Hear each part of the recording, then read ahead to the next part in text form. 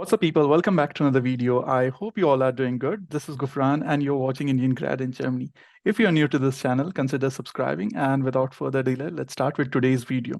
In today's video, I have with me Mariana. She is a student here in Germany, and she also makes interesting podcast related to student initiatives, related to startups, and all the same things that I do on my channel. She is also doing the same on her channel, but more focused towards startups, student initiatives, and so on. And for me, it is also important to learn her perspective of what she actually feel about these different student initiatives which are there in Germany, because even I'm not aware of most of them. So it's interesting that she will share her opinion and feedback related to these initiatives. So let's talk about that in today's video.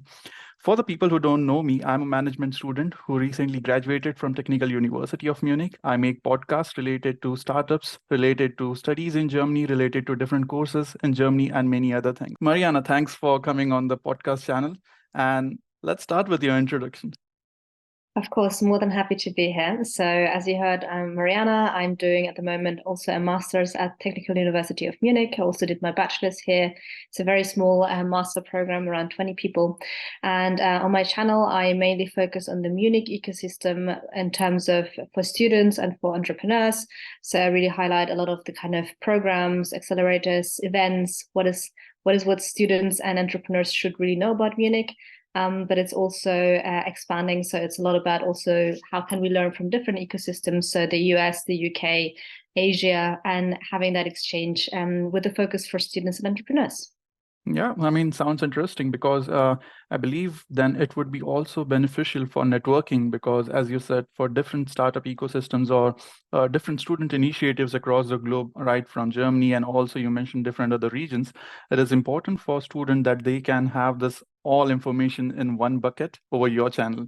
So I'll surely link your channel description over here in this podcast link. And then moving forward with today's discussion, what we have in the agenda. So the first question to you would be, why are these student initiatives important? And how can students get themselves aware of these kind of student initiatives? Because there are different kind of links, different websites, different institutions, but how students can get themselves aware? That's an excellent question. I think to your first point about why they're important, I think you really get a lot of exposure to different topics. So I think, of course, you can do work, internships, positions, but in a student initiative, you actually also get the possibility to have leadership positions quite early on. So if I look at, for example, student consultancies, they're completely self-organized and are working really like a corporation. And so you can kind of even have, executives who are working with you from big corporates, from Allianz, from other DAX companies, and you're actually working with them straight away as a student very, very early on. So I think you have a very high learning curve, which is going to help you in your future endeavors. And then the second point is going to be probably about the community. I think German universities, although the education is very good, are also very big. And it might not always be easy to actually get your foot in and get to know new people who are studying something different. And I feel that these study programs are really an excellent way to do it because they are very diverse and you are part of another alumni network. Okay, and further adding on this discussion, can students do these kind of initiatives with their studies in hand? Like, can they do it part-time or they have to do it full-time? How it is done? Of course, so they can definitely do it with their studies. I feel like for most student initiatives or programs which I cover on my channel or in general, the first semester tends to be the most difficult one, like in terms of time investment. So I would probably say around 20 hours could be at some point, not all the time. So they're like kind of peak zones, right? But after the first semester, it normally really decreases a lot and you're kind of in it. So I think you need to just make sure that, for example, you're not in applying for two and to be in the first semester and with your studies, because then it might be too much. But what I always did was that I did one where I was in the first semester, which is the intense one, and then the other ones you can kind of carry on. Then I got your point, but can you also name what are the different student initiatives, like what are the top ones or where students should focus in terms of the growth and so on? Yeah, I think so. I think there are different buckets, and for that there are different top ones. Let's say so. For example, there are buckets in terms of consultancy. For every German city, I think major university city, there's going to be a student consultancy, and then there is the bucket about social entrepreneurship. So there we have Enactus, 180 degrees consultancy. They're very big and international, so that might be interesting also if you're doing a semester abroad, you want to do your master's abroad. And then there's like a last one, which is, for example, investing and financing. So, for example, in Munich, there's two investment club who are very known, Innovis VC, who are also international. And I think in every city there are normally these three main buckets, and then there are other ones which are about creativity, so about arts, about philosophy. So that depends really on your individual city where you live. Where the students can approach actually these kind of initiatives? Are there platforms on the university website, or do they need to join some conferences or career events or trade fairs where they get to know about such kind of initiatives? Yeah, so I think normally the universities have some sort of link to it. So we can also link it for the TUM. They have like a link, a website where all of them are linked. Okay. I think, and there are always like career fairs, and a lot of the times, and there are also student initiatives fairs, which is also the case at TUM, for example. So then once at the beginning of the semester, all the initiatives talk about what they do, and you can just kind of talk to everybody. And I think that's the best way, because the website only gives you limited information. And then you can obviously also, if they're bigger, like 180, they normally also have YouTube videos. So you might be interested in checking those out as well. Okay, thanks for the information. Moving forward with the continuity of student initiative discussion, I have few questions as of, can students they work simultaneously with the studies? This you have already answered. But then do students get paid as working students or internships? They do get paid, right? But in student initiatives, do they get paid for such kind of activities which are apart from your studies? Normally not. So I think the exception is student consultancies, where you get paid for part of it, not all of it. I will do a video on pay. There it can be very high paid actually, so that can be a very good position. But in general, no. I think most people do it, as I said, for the community and for what you can learn, which I think is going to surpass normally what you like in terms of leadership and how much you can develop. But yeah, Okay. it's I understand that it's difficult in terms of not getting paid. Yeah. Yeah, but as time progresses and once you are at the end of the student initiatives, so is there a chance that student can work in the same organization? Maybe, for example, if we talk about Manage and More or UnternehmerTUM, such kind of organizations, they also have student initiatives. But is there a chance once you are done with this 18 months or 12 months of this program and you work in the same organization, or you actually get to network with the people who are hiring for different kind of roles which are of your interest? Yes, 100%. I think you definitely get to network with a lot of corporates and a lot of startups or consultancies. So it really depends. Most initiatives have a set of partners and advisors, and they normally organize workshops, get-togethers, like exclusive things just for the people from the student initiative. And I think that is an excellent way to really expand your network. Some of my internships happened that way, because you just kind of have a casual get-together. So I think in terms of career prospects, and that really helps a lot. And also the alumni network, which is normally very well connected. And most people, at least in the initiatives I've been at, are extremely successful, and you can normally reach out to them very easily. Okay, moving forward with the discussion, is there some academic criteria or is there some application process for such kind of initiatives? Do students need to pass different interview stages and then they are selected, or it's a bit easy process when you just apply and you get the admit?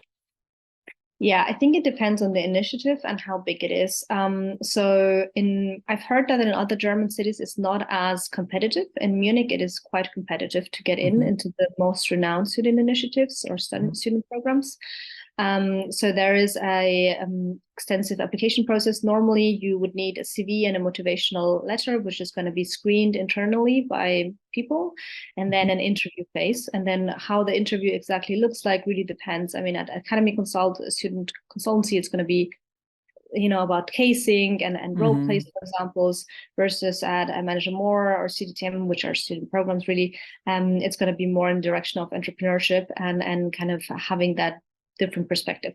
And so it really depends on kind of what you're looking for. But normally speaking, it is not as easy to get in because they have a multiple really of applications.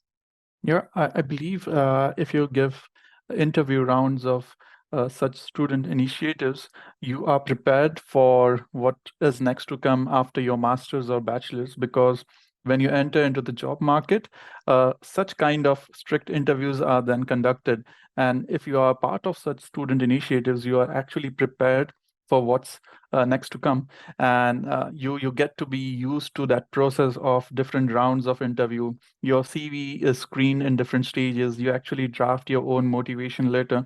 So you prepare yourself, and that's, I would say, that's for the betterment of the students. They should actually take part of such student initiatives, which would eventually help them in the later stage of their career. Yeah, and I think something which you also need to take into consideration is that the student initiatives, the true student initiatives, are completely run by students at a very professional level. So they need people who are very motivated and who also want to contribute and have a certain type of skill set, because Mhm. otherwise it's just not going to work. I think Academic Yeah. Consult is the best example for that. They do high profile projects really very successfully. And then there needs to be some sort of screening for that. Yeah, great to hear that. We still have some time. So, in the later part of this podcast, we'll discuss more about startups and student initiatives. As of the startup ecosystem is growing a lot these days. So, Munich is also becoming a hub for startups. Different startups are emerging in Munich. There are certain unicorns also in Munich. For me, it is also interesting to know more about how are the student initiatives contributing to the startup ecosystem in Germany, or if you can say for Munich. Yeah. I think I can speak mostly for Munich, to be honest. Mhm. I think the trend is probably though similar. Mostly, it's about kind of connecting quite ambitious people and Mhm. giving them some skill sets very early on. So I think in terms of startups, a lot of people start their own company Mhm. with people they met at these initiatives or these programs, and kind of get some of the tools to really start their venture quite early on. So I Mhm. think that is really contributing quite extensively. I mean, if you look at most of the unicorns in Munich, they have some kind of relationship to either Yeah. these student initiatives or to student programs. So Celonis is a project which came out of Academic Mhm. Consult. Personio is out of CDTM. Flixbus comes from the UnternehmerTUM. So they all have like a connection. There are very few Yeah. examples where they just have no relationship to any of these ecosystem really. Yeah. Uh, and in terms of, if you want to name some of your personal favorite student initiatives in the startup ecosystem, what would they be? Do you mean in the startup ecosystem then that they prepare students to Yeah. be entrepreneurs? Okay, so I think I might be a bit biased. I think the most I like here are probably going to be CDTM and Manager More, Mhm. because I feel like they have a lot of people who are extremely bright, very willing to work, have very good alumni networks, and Mhm. they just prepare you very well. But then I think in general, the UnternehmerTUM courses are very good. I think if you look at Think, Make, Start, and then they have like an innovation sprint. Then you have also APE from the Hochschule Munich. They also Mhm. offer something like that. So I think the most prestigious ones are probably going to be CDTM and Manager More. But then there are also other ways. The entrepreneurial group, I think they're also a student initiative. So Okay. there are, or Start Munich, of course, who are Uh-huh. also there. So, yeah. And what's the key highlight of the student initiative you just named, CDTM Manage and More?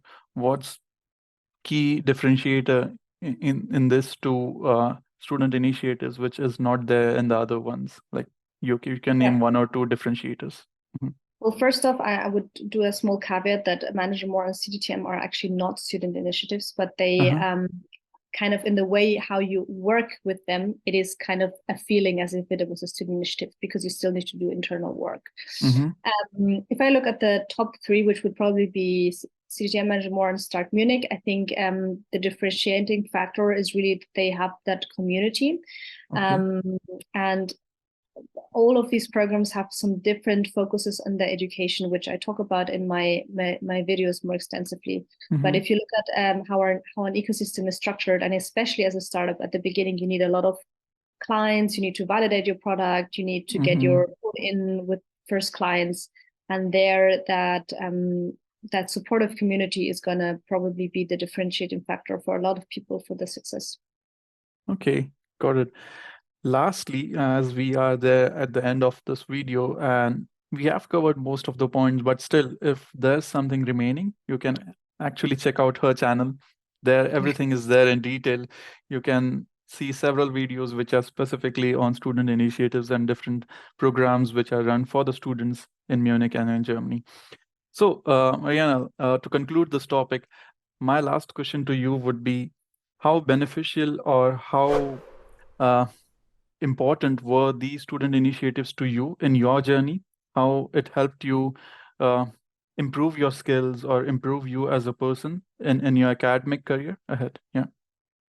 Awesome question. Thank you so much for it. I think it was a very, very strong impact for me. I mean, I've always been a straight A student, so I think that it didn't affect that much my academic career, I would say, but it was more about the practical aspect of things. So if I think about Academic Consult, which was the first student initiative, it really showed me what consultancy life is like.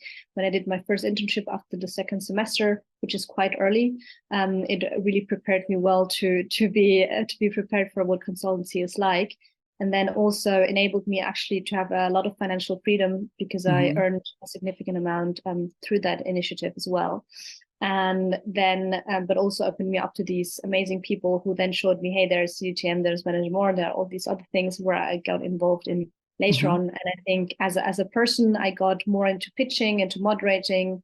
I'm much more comfortable with sales as an introvert. That is not something I say lightly. So it has had a very profound impact because I think it's shown that you are very impacted by the people you surround yourself with. Yeah, and these people are all the people I've met, kind, extremely hardworking, and very committed to achieve outstanding results. And so that has really shaped me very strongly. Awesome. Thanks for the feedback and explanation. So I would highly advise students who want to explore something new in the field of startups, not just startups, but if you want to network, if you want to grow yourself, if you want to improve your skills, as Mariana said, like she was not comfortable in sales before, but she is now a bit comfortable in that domain as well. So if you want to work into very domain, right, from sales, consulting, startups, different areas, and if you want to grow yourself as a person, this is a definite platform, student initiatives, where you can enroll yourself, you can meet like-minded students across Germany, and then eventually this will help you in your career ahead. I know you have to give some of the extra hours from your studies, but yeah, it is for you because this will help you grow as a person, as I said, and different videos are available on her channel. So finally, I would like to conclude. Thanks, Mariana, for coming on the podcast episode. Thanks for sharing your genuine opinion and feedback. For the questions that are coming up after the podcast, you are here to solve them through your channel. Thanks a lot. Thanks so much, Griffin.